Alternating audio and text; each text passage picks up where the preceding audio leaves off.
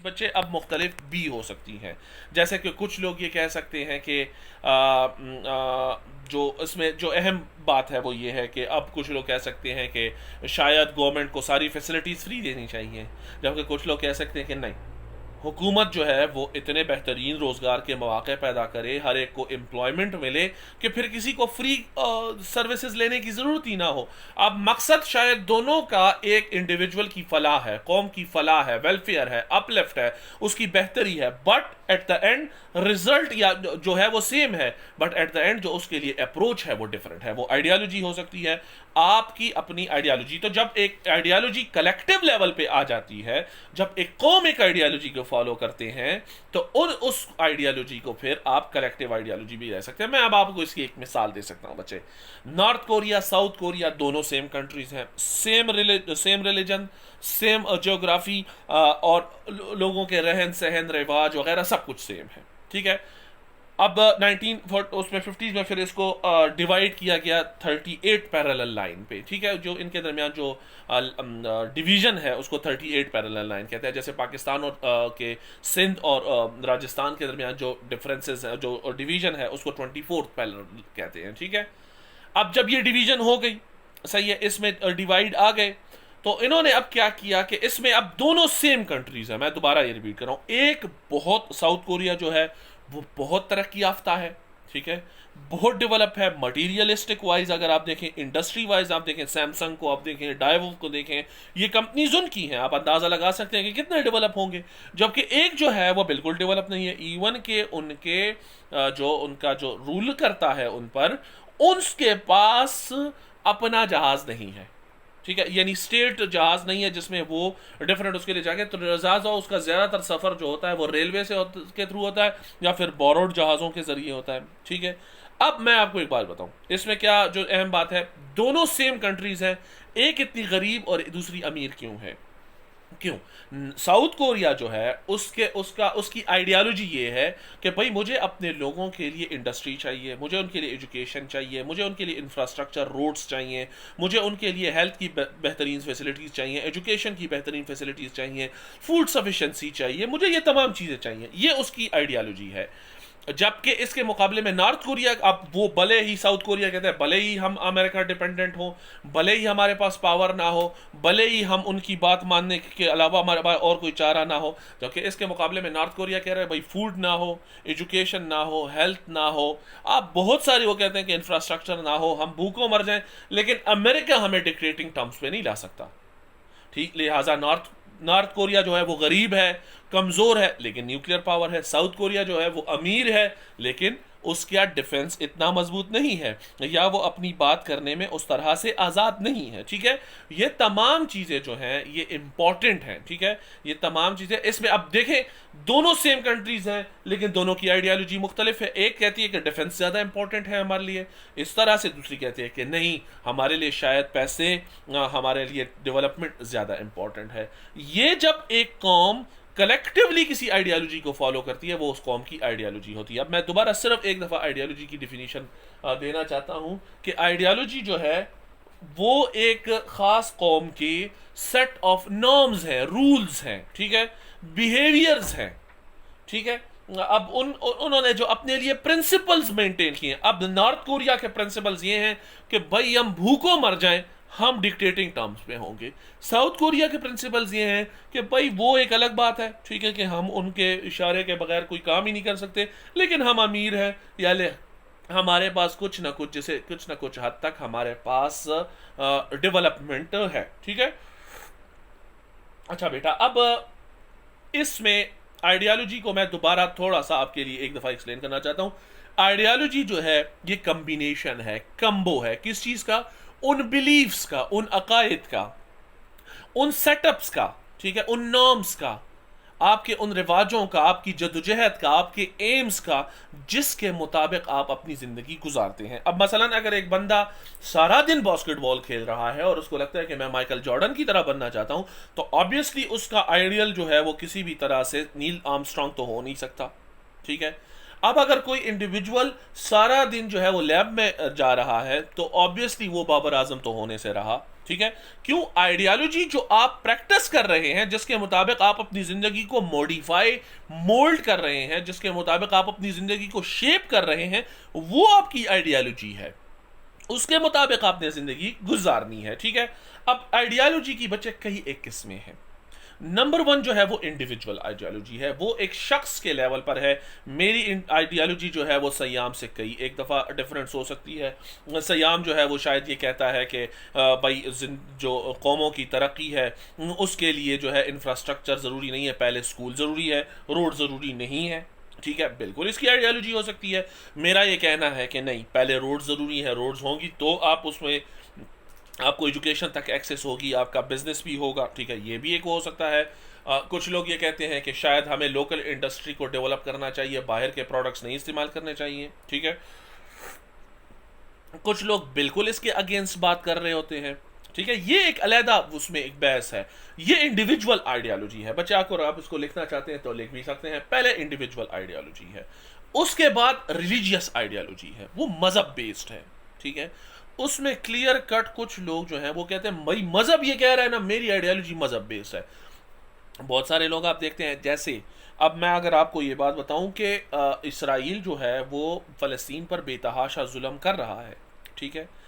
लेकिन उसमें बहुत सारे लोग, कुछ लोग ऐसे भी हैं जो उसके खिलाफ बोल रहे हैं। ठीक है? वो कहते हैं नहीं नहीं ऐसा नहीं होना चाहिए। ठीक है? और लेकिन कुछ लोग कह रहे हैं कि ऐसा शायद होना चाहिए, वो पावरफुल है। अब ये मजहबी बुनियादों पर ज्यूज जो हैं वो कहते हैं हमें मजहबी बुनियादों पर यह है कि भाई सारी अक़वाम जो बाकी है ना वो आप लोगों की गुलाम है। ठीक है? हमारे यहाँ लोग जो हैं वो जो उनके मज़हब के नहीं भी होते उनकी भी मदद कर देते हैं और कहते हैं इस्लाम हमें यह सिखाता है कि आपने इंसानियत की खिदमत करनी है। ठीक है? वो आपकी आइडियोलॉजी। आप जब खिदमत करते हैं ना, बहुत सारे, मैं एक दफ़ा शायद अताउल्लाह शाह बुखारी साहब का वो उनके बारे में वाक़या सुन रहा था। बहुत बड़े मुकर्रर रहे हैं, बहुत बड़े आलिम रहे हैं, कि उन्होंने एक जो काम करने वाले हैं जिनको उर्फ़-ए-आम में मतलब जो उसमें स्वीपर्स होते हैं, इनको अपने साथ बिठाकर खुद इनको खाना खिलाया अपने हाथों से। उन्होंने कहा कि इस्लाम जो है ना, इस्लाम वो डिस्क्रिमिनेशन नहीं रखता, वो इंसानियत की खिदमत पर यकीन रखता है। अब ये आपकी रिलीजियस आइडियोलॉजी है। कुछ लोग जो हैं वो ये कहते हैं कि हमें, जैसे ज्यूज़ हैं, वो ये कहते हैं कि भाई सारी अक़वाम आपकी ग़ुलाम है और आप इनके साथ इस तरह का बिहेवियर रखें, ये करें। ठीक है? ये लोग जो हैं ये एक जिसे कहते हैं रिलीजियस आइडियोलॉजी है, गलत है। ठीक है? जबकि इसके मुकाबले में हमारी रिलीजियस आइडियोलॉजी हमें ये कहती है कि आप इंसानियत की खिदमत करें। तभी आप देखें कि नबी आखिरुज़्ज़मान सल्लल्लाहु अलैहि वसल्लम ने जो वॉर के कवानीन बताए हैं, आजकल वो इंटरनेशनल जो वॉर लाज हैं उसमें इंक्लूडेड हैं। ठीक है? उन्होंने बहुत सारे ऐसे कवानीन बताए हैं।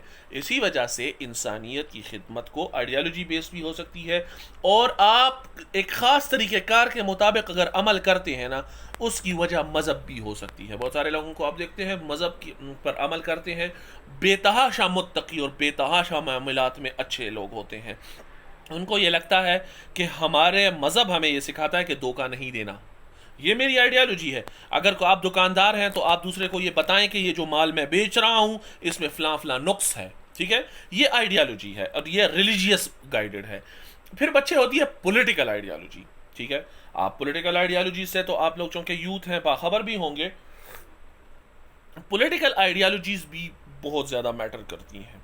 जैसे कि कुछ लोग ये कह रहे थे कि शायद हमें मुत्तहिदा हिंदुस्तान में रहना चाहिए। वक्त ने उनकी पॉलिटिकल आइडियोलॉजी को गलत साबित किया। आजकल जो हिंदू महासभा और जो हिंदू लोग जो आरएसएस राष्ट्रीय सेवम सेवक संघ की और जो कि बीजेपी की ऑफ शॉट है, उसकी ब्रीडिंग पॉइंट्स हैं। ठीक है? वो जो मुसलमानों के साथ कर रही हैं कि बारहा उनको अपनी आइडेंटिटी प्रूव करनी पड़ती है। इवन बॉलीवुड के बहुत पीक के जो वो एक्टर्स हैं जो शायद उस पर इंडस्ट्री पर राज करते हैं बॉलीवुड पर, उनको भी अपनी आइडेंटिटी प्रूव करनी पड़ती है और बारहा ये देना होता है, ये पॉइंट देना होता है कि हम इंडिया से मोहब्बत करते हैं। Now that is absurd on someone's part. ठीक है? इस वजह से अब आप ये रिलीजियस आइडियोलॉजी उनको भी फॉलो करती है। अब पॉलिटिकल आइडियोलॉजी क्या है? पॉलिटिकल आइडियोलॉजी ये है कि आप बिलीव करते हैं कि एक ख़ास किस्म का ये जो सेटअप है पॉलिटिकल, ठीक है। अब मसलन आप पॉलिटिकल आइडियोलॉजी में इस पे बिलीव करते हैं, आपका ख्याल ये है कि सोशलिज्म होना चाहिए भाई, हर चीज़ हुकूमत के पास होनी चाहिए और हुकूमत लोगों को फैसिलिटीज़ दे, इंडिविजुअल प्रॉपर्टी ना हो, इंडिविजुअल कारोबार ना हो। आप इसकी सोशलिज्म की मिसाल इस तरह दे सकते हैं जैसे प्राइवेट एक जनरल स्टोर है और जैसे यूटिलिटी स्टोर है। उसमें क्या होता है, ट्रांसपोर्ट भी हुकूमत की तरफ से होती है, एजुकेशन भी हुकूमत की तरफ से होती है, हेल्थ भी हुकूमत की तरफ से होती है, आप इंफ्रास्ट्रक्चर भी हुकूमत की तरफ से होती है, जॉब भी हुकूमत की तरफ से मिलती है, इंडिविजुअल प्रॉपर्टी नहीं होती। अब सोशलिज्म बिल्कुल जैसे किसी ज़माने में रशिया में सोशलिज्म सिस्टम था, ठीक है, आप कह सकते हैं ये भी एक सिस्टम है, लेकिन इसके मुकाबले में कुछ होते हैं लाइक कैपिटलिज्म होनी चाहिए। कैपिटलिज्म में ये भाई कारोबार हो, जो शख्स जितना कमा सकता है उसकी किस्मत भी है और उसकी बेहतर प्लानिंग भी है, उस बेहतर प्लानिंग के बाद जितनी वो कमा ले, हाँ हुकूमत उस पर टैक्स लगाए, हुकूमत उस पर टैक्स लगाए, टैक्स लगा के फिर आप कह सकते हैं कि उसमें आ जाए, ठीक है। ये अब फिर आप कह सकते हैं कि नहीं, कुछ लोग कहते हैं पॉलिटिकल सिस्टम में डेमोक्रेसी होनी चाहिए भाई, हर एक बंदे को राइट है वो जिसको वोट दे, जिसकी उसकी मर्जी है। कुछ लोग कहते हैं नहीं, हर बंदा इतना समझदार नहीं होता, तो लिहाजा थोड़ा सा रिस्ट्रेंड होना चाहिए, उलमा के पास ये इख्तियार होना चाहिए, समझदार लोगों के पास ये इख्तियार होना चाहिए कि वो किसको मुंतखब करवाना चाहें। ये अब बच्चे पॉलिटिकल आइडियोलॉजी हो सकती है, इकोनॉमिक आइडियोलॉजी भी हो सकती है जिसमें आप एक खास सिस्टम दें। कुछ लोग कहते हैं इस्लामिक सिस्टम आना चाहिए जिसमें अमीरों पर टैक्स है ज़कात की सूरत में, आप भाई जितना कमा सकते हैं हलाल तरीके से कमाएं, आप 100 कमाएंगे उसमें 2.5% आपने टैक्स देना होगा, दैट्स इंपॉर्टेंट, ठीक है। ये आपकी इकोनॉमिक है उसमें, जबकि दूसरा ये कहते हैं नहीं भाई कमाना जो है वो सिर्फ हुकूमत का काम होगा, हुकूमत की तरफ से कारोबार होगा, सोशलिज्म, कैपिटलिज्म, ठीक है। बहुत सारी इस तरह से और बहुत सारी सेटअप्स हैं, सिस्टम्स हैं जिनको इम्प्लीमेंट किया जा सकता है। कल्चरल आइडियोलॉजी होनी चाहिए, कुछ लोग ये कहते हैं कि इंटरनेशनल कल्चर होना चाहिए, कुछ लोग कहते हैं नहीं भाई हमें अपने इलाके का कल्चर मेंटेन करना चाहिए, हमें अपने इलाके के कल्चर के मुतालिक भी बातें करनी चाहिए। अब इस्लामिक कंसेप्ट ऑफ नेशनहुड क्या है? बच्चे दुनिया में स्टेट्स हैं, ममालिक हैं, ठीक है, हर मुल्क की अपनी बाउंड्री है और वो अपने मुल्क में खुद मुख्तार है, यानी वो अपने मुल्क के लिए कवानीन बनाने में, वहाँ के लोगों के बारे में फ़ैसला करने में खुद मुख्तार है, इंडिपेंडेंट है, उसको इख्तियार है वो जिस तरह के वो जिसे कहते हैं इनिशिएट करना चाहे फैसले, ठीक है। बट लेकिन जो इसमें अहम बात है कि इस्लाम किसी भी तरह के सेटअप पर यकीन नहीं रखता। बच्चे मैं सिर्फ शॉर्ट बता रहा हूँ, कल इसको फिर डिटेल से एक्सप्लेन करेंगे। बच्चे जो स्टेट है ना, स्टेट मुल्क, उसके बुनियादी तौर पर 4 हिस्से हैं, 4 चीज़ें मिलके एक स्टेट बनाती हैं, इसमें से कोई भी मिसिंग होगा तो स्टेट नहीं बनेगी। नंबर 1 तो पॉपुलेशन है, ऑब्वियसली, ठीक है, पॉपुलेशन सही है, यानी आप एक खास पॉपुलेशन होगी, डिफाइंड पॉपुलेशन होगी, ठीक है। ये नहीं है कि आज 10 लोग रह गए मुल्क में तो कल आके 50 लाख हो जाए, आज 50 लाख हैं तो परसों जाके वो 25,000 हो जाए, ठीक है, नहीं ऐसा नहीं, एक डिफाइंड पॉपुलेशन। फिर टेरिटरी, एक खास हुदूद के अंदर का एरिया। अब ये नहीं है कि पाकिस्तान आज 7,96,096 स्क्वायर किलोमीटर है तो कल जाके वो 12 लाख पे पहुंच जाए, तो परसों जाके वो फिर 6 लाख पे आया, नहीं, वो डिफाइंड। और इवन एक इंच का मैटर रखता है इतनी बड़ी एरिया में, लेकिन पाकिस्तान अपने 1 इंच का दिफा भी करने को तैयार है और उस पर अपने अपना दिफा करने के लिए वो रेडी है। उसकी वजह क्या है कि इसमें सवाल ज़मीन के या एरिया के बड़े या छोटे होने का नहीं है, इसमें सवाल इंपॉर्टेंट है डिग्निटी का, इसमें सवाल इंपॉर्टेंट है वो जो आपकी इंटीग्रिटी है, ठीक है, वो। नंबर 2 बच्चे आपकी आ गई टेरिटरी, नंबर 3 आ गई आपकी गवर्नमेंट, किसी ना किसी फॉर्म में गवर्नमेंट होनी चाहिए, डिक्टेटरशिप हो, भले डेमोक्रेसी हो, बादशाहत हो, कोई मजहबी पार्टी रूल कर रही हो, ईरान में मजहबी पार्टी रूल कर रही है, सऊदी अरब में बादशाहत है, अमेरिका में डेमोक्रेसी है, हम भी डेमोक्रेसी के दावेदार हैं, ठीक है, और किसी ना किसी हद तक हमारे यहाँ भी डेमोक्रेसी है, वो क्या भी डेवलप हो रही है, आप डिक्टेटरशिप भी कह सकते हैं, हमारे यहाँ रही है, ठीक है। लेकिन गवर्नमेंट होगी भाई, किसी ना किसी शक्ल में गवर्नमेंट होगी जो फर्स्ट अमॉन्ग इक्वल होगी, जो टॉप पे होगी, उस वो रूल करेगी, ठीक है। और फिर number 4 which is very important, वो है सॉवरेनिटी। सॉवरेनिटी का मतलब है the power to decide by yourself, कि आप खुद फैसला करेंगे। अब ये ऐसा कोई ग्रुप इस मुल्क में नहीं होगा जो हुकूमत को ये कहे कि भाई ये काम आपने करना है, इसके अलावा नहीं, हुकूमत खुद काम करेगी। हाँ, अगर वो ये समझती है कि ज़्यादा लोगों के हक में है ये काम, तो वो कर सकती है। फिर ऐसा कोई बाहर से भी कोई फोर्स नहीं होगी जो आपको कहेंगे ये काम करें, otherwise you will be in hot waters. वो भी एक बहुत प्रॉब्लमेटिक चीज़ है। लेकिन sovereignty is the fourth thing. अब इस्लाम दो चीज़ों पर यकीन नहीं रखता है, ये वेस्टर्न कंसेप्ट है। इस्लाम नेशन, टेरिटरी और सॉवरेनिटी पर यकीन नहीं रखता है। इस्लाम ये कहता है कि टेरिटरी नहीं है, जो जहां मुसलमान है ना वो यूनिवर्सली उस उम्मा का हिस्सा है। ठीक है, इस्लाम इस्लामिक कंट्रीज के दरमियान टेरिटरीज पर यकीन नहीं रखता। और नंबर सेकंड, सॉवरेनिटी। इस्लाम ये कहता है कि सॉवरन सिर्फ खुदाए पाक व बरतर की ज़ात है। उन्होंने कुछ इख्तियारात जो हुकूमत वक्त है उनको इस्तेमाल करने के लिए दिए हैं, लेकिन वो उस पर बड़े बाइंड हैं कि वो उनके पावर्स इस्लाम और कुरान की बुनियादी अहकामात के अगेंस्ट नहीं जा सकते। बच्चे ठीक है बच्चे, दिस वाज टुडेज। हम थोड़ा सा आज लेट भी हुए, फर्स्ट वो था। ठीक है, तो इस वजह से थोड़ा सा इशू हुआ। अब आप लोगों का कोई क्वेश्चन है बच्चे तो मुझसे पूछें, कोई भी आपका क्वेश्चन है। इसको कल हम इंशाल्लाह फिर फर्दर भी पढ़ने की कोशिश करेंगे। जी बच्चे, सयाम जी बेटा, आपको अनम्यूट कर दिया मैंने। जी बच्चे, बच्चे तेज बोलेंगे, मुझे आवाज़ नहीं आ रही। नहीं सयाम, ऊंचा ऊंचा, नहीं आ रही मुझे आपकी आवाज़, तेज बोलें। हाँ माइक पास, हाँ हाँ अब बोलें। जी बच्चे, नहीं बच्चे मुझे आ ही नहीं रही आवाज़। एक मिनट, मैं शायद ये बेटा मुझे आवाज़ नहीं आ रही आपकी। अब पहले बहुत तेज़ आ रही थी, अब आई डोंट नो कि क्या था। अली असगर शाह बच्चे आप बोले हैं कि क्या ये कह रहे हैं, सयाम क्या कह रहे हैं। एक मिनट, मैं आपको अनम्यूट। जी बच्चे, आपकी आवाज़ सही आ रही है, अब सही आ रही है सयाम।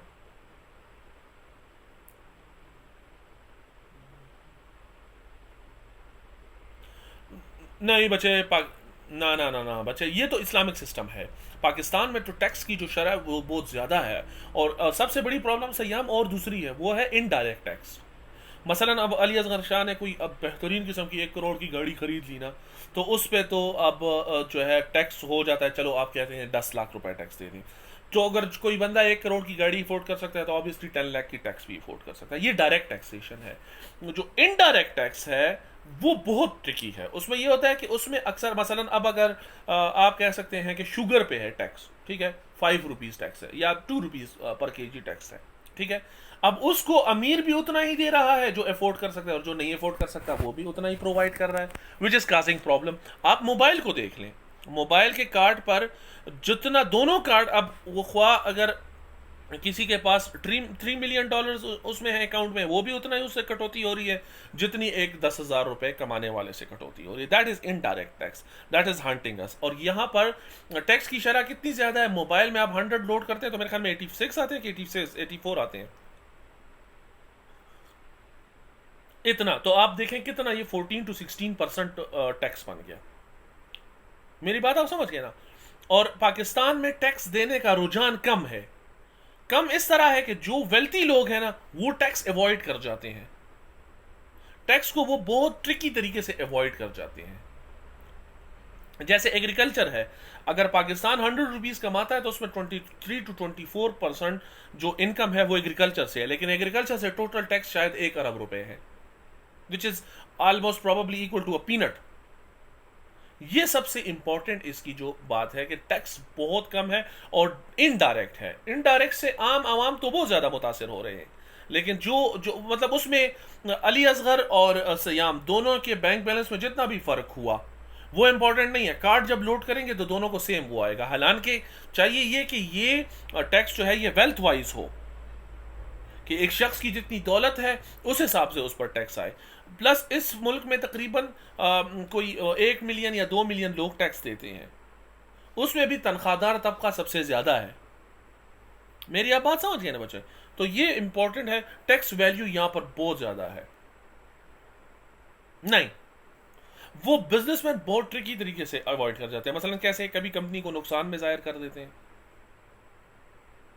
और तो छोड़े, ट्रंप जैसा बंदा जो कि मतलब अमेरिका का प्रेसिडेंट है, उसने भी टैक्स एवेजन जो है उससे बड़ा फायदा उठाया है। यानी अमेरिका जैसे मुल्क में भी बिजनेस कम्युनिटी इतने ट्रिकी तरीके से उससे फ़ायदा उठा सकती है, तो आप पाकिस्तान के सिस्टम को कहाँ पर रैंक कर सकते हैं इस कंपैरेटिवली। मेरी बात समझ गए ना बच्चे? अगर बिजनेस, अच्छा देखो मैं अब तुम्हें बताता हूँ, अगर बिजनेसमैन टैक्स देगा ना तो उससे गवर्नमेंट के पास इनकम आएगी। मसलन पाकिस्तान जितने पैसे कमाता है, लेट्स सपोज पाकिस्तान गवर्नमेंट अगर 100 रुपीज कमाती है, ठीक है, उसमें 11 या 12% हमारे टैक्स से आता है, ठीक है। ये जो रेशो है ये इंडिया के लिए 18% है। अब इंडिया कितना बड़ा मुल्क है और कितनी बड़ी इकोनॉमी है उसकी, 18% है। जबकि यही रेशो जो है तुर्की के लिए 34% है, यही रेशो जो है डेनमार्क जैसे ममालिक में 76 है। मेरी बात आप समझ गए ना? जब ये होगा तो आपके एक्सपेंडिंग्स में आप जितने स्पेंड करेंगे और आपके इनकम में फर्क होगा, उसमें फिर गैप आएगा। गैप जो है वो कर्ज की सूरत में आप पे ज्यादा से ज्यादा होता जाएगा। हाँ, अगर इनको आप इनकम टैक्स में ले आते हैं और इनके जरिए इनकम टैक्स लेते हैं तो आपके पास सरप्लस, यानी पाकिस्तान हर साल रखता है $30 अरब टैक्स लेना, ठीक है, हम हासिल कर पाते हैं कोई 18 to 20। अब $10 बिलियन जो है वो हमसे मिस हो जाते हैं, हर साल स्किप हो जाते हैं, ठीक है, या हदफ पूरा नहीं हो कर पाता FBR। अब मैं आपको बताऊं, अगर ये हासिल हो जाए, लेट सपोज मैं कहता हूं 28 हासिल हो जाए, $2 अरब के हम लैप्स फिर भी दे देते हैं, अगर ये हासिल हो जाए तो हमें IMF से $6 अरब 3 सालों पर इतने शर्मनाक किस्तों पर ना लेने पड़े, इतने शर्मनाक कंडीशंस पर ना लेने पड़े। यानी $6 बिलियन विद इन 3 ईयर्स अगर हमें इतने टफ कंडीशंस पर मिल रहे हैं तो $8 to 10 बिलियन तो हम खुद जनरेट कर सकते हैं। मेरी बात आप समझ गए ना बच्चे? ये इंपॉर्टेंट है, ठीक है बच्चे। अब इसको हम फिर कल डिस्कस करेंगे। अब मैं, अच्छा बच्चे ये अपलोड हो जाएगा, ये मैं वीडियो भी बना रहा था, ये अब अपलोड हो जाएगा, ठीक है। तो आज जो कुछ वो थोड़ा सा हम लेट भी हो गए, कुछ और भी उसकी वजह वो थी कि आप लोगों को टाइम पे इन्फॉर्म भी नहीं किया गया, ठीक है बच्चे। अच्छा बच्चे, difference between state and country. बच्चे हर कंट्री स्टेट होता है लेकिन हर स्टेट कंट्री नहीं होती। जैसे अफगानिस्तान जिस पर अमेरिका की हुकूमत है वो कंट्री है मगर स्टेट नहीं है। स्टेट के लिए सॉवरेनिटी ज़रूरी है कि वो अपने फैसले खुद कर पाए। जब वो अपने फैसले खुद नहीं कर पाएगा तो उसमें सॉवरेनिटी का फैक्टर मिस होगा, तो वो कंट्री तो हो सकता है, स्टेट नहीं हो सकता, ठीक है बच्चे। इसको कल दोबारा मुझे बताना भी है, ठीक है वारिस, ठीक है बच्चे। अभी आप लोगों को अल्लाह हाफिज़, अपना ख्याल रखें बच्चे, और ख़ासकर मास्क का इस्तेमाल मस्त करें बाहर जाते हुए बच्चे। वालेकुम बच्चे, अल्लाह हाफिज़, अल्लाह हाफिज़ बच्चे।